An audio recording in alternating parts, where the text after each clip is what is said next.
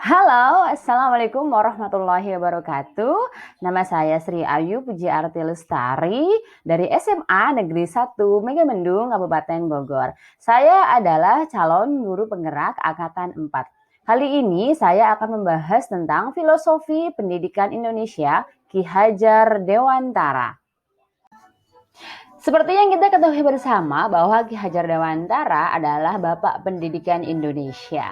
Sudah sangat familiar lah untuk kita semboyan beliau yaitu Tuturi Handayani yang sering kita lihat berada di logo Kementerian Pendidikan.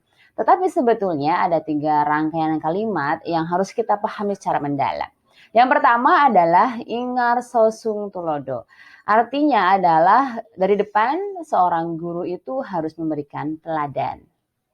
Dan yang kedua adalah Ingmadio Mangunkarso yang artinya dari tengah seorang guru itu harus memberikan sebuah inisiatif dan ide. Dan yang ketiga adalah Tutwuri Handayani. Sudah sangat familiar ya.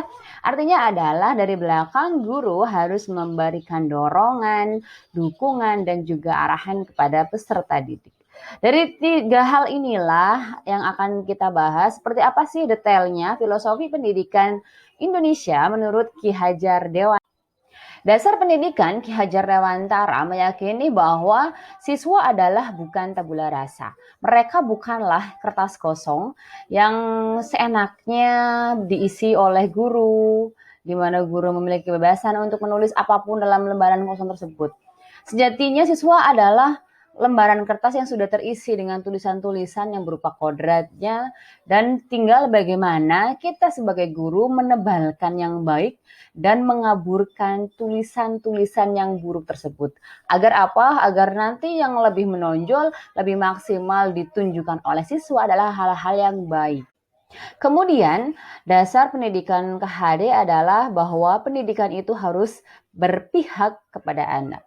Harus meyakini bahwa semua anak adalah istimewa, semua anak memiliki potensinya masing-masing, tidak boleh kita anggap sama, tidak boleh kita perlakukan dengan perlakuan yang sama, semua anak memiliki kelebihan dan kekurangannya masing-masing.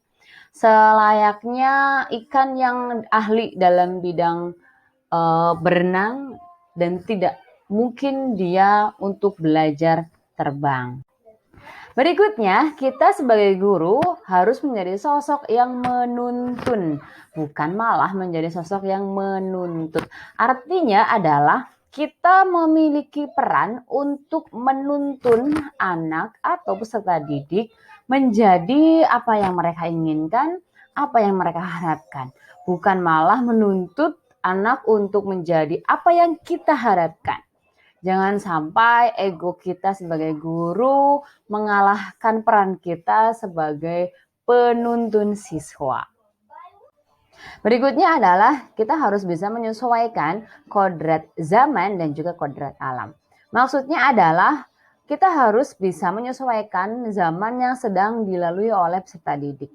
Sebagai seorang pendidik, kita harus bisa menyesuaikan pola ajar kita, pola pembelajaran, pola pendidikan, dan pola bimbingan yang sesuai dengan zaman yang sedang dialami oleh siswa.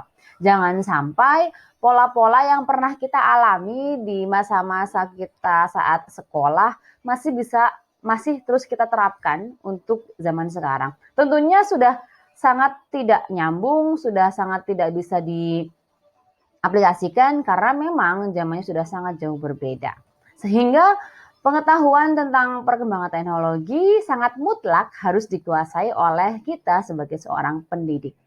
Berikutnya adalah kodrat alam, di mana kita sebagai seorang pendidik harus bisa melihat seperti apa adat istiadat anak, alam anak tinggal, lingkungannya, dan lain sebagainya. Sehingga apapun yang kita berikan berupa pembelajaran, kemudian bimbingan, harus bisa menyesuaikan alam di mana anak itu tinggal.